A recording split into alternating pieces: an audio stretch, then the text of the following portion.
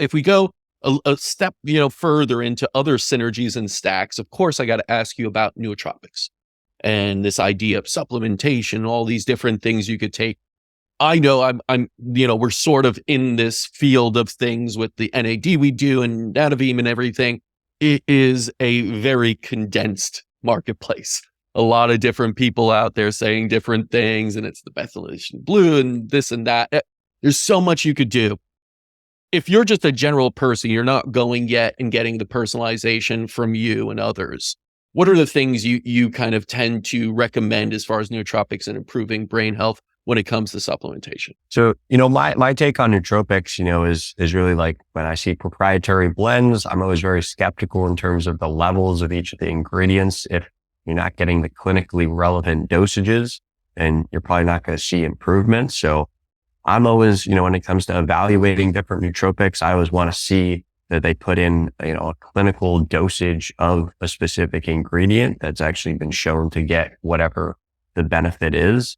I really like qualia, how you can actually look on Neurohacker and see, each of the ingredients, read about them. There's links to the clinical studies. I think that, for different people, there's people that need more kind of stimulatory effects, people that are coming off of Adderall or other stimulants, can really benefit a lot from neurofeedback, but oftentimes in conjunction with more, dopaminergic nootropics. I really like acetyl L-carnitine, L-tyrosine, a dopamine precursor.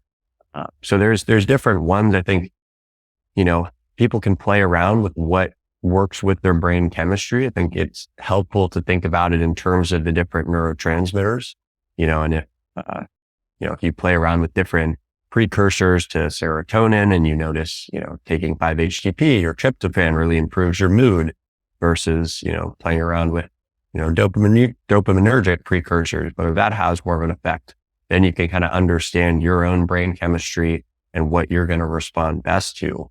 I think the notion, I know Andrew Huberman talks about this, where he doesn't like the notion of nootropics, like the word nootropic, where it's like people think about it just like making us super smart, and it's like, nootropics can enhance different aspects of cognitive function, but it really comes down to like, what are you trying to enhance? Are you trying to enhance your ability to get into a relaxed state? If so, maybe looking into more GABAergic nootropics, things like kava, I really like. So it's, I think, really dependent on each person's brain chemistry. I do really like methylene blue. I'm curious. I don't know. I've been hearing different things as far as the debate, as far as some people being into it, some people not. I think it seems to have pretty cool effects on the mitochondria. It's one of the nootropics that I take and actually feel right away. I can definitely feel the impact. And then also stacking that with the brain photobiomodulation that we mentioned before, it's some really cool synergistic effects in terms of the light being able to kind of activate the methylene blue within our system. So I've found that stack to be really helpful just in my own kind of nootropic journey. But I really recommend for different people to experiment with, precursors to the different neurotransmitters. You can also do more, acetylcholine ones.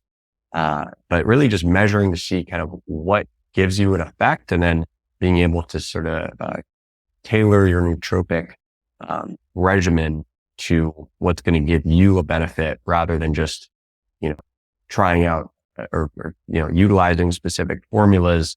I think people can get varying degrees of benefit, but I think really just understanding your brain chemistry by understanding what is impacting the neurotransmitters can be really helpful when it comes to establishing a nootropic stack.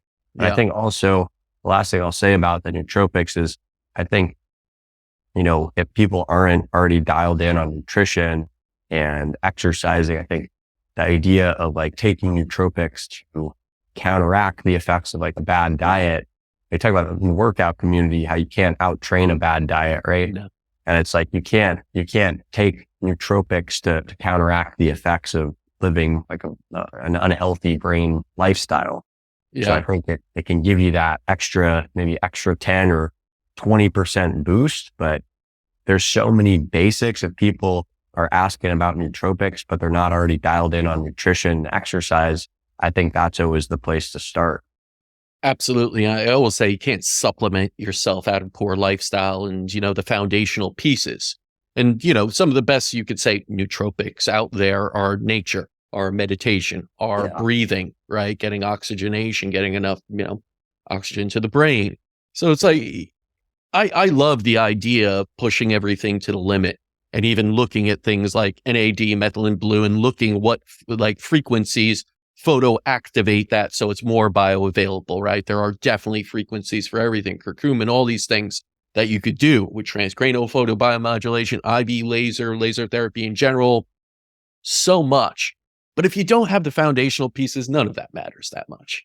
You're just playing catch up. Like, so work on the foundations of yourself first. Understand it's the kind of the heavy lifting pieces. Don't go into the gym and just try the isometric weird machine in the corner. Like, just do like squats and bench press first. Get that down. Everything else beyond that will compound on top of it. So I appreciate that. And on top of that, of course, you need some help in personalization. And that's where you come into play. So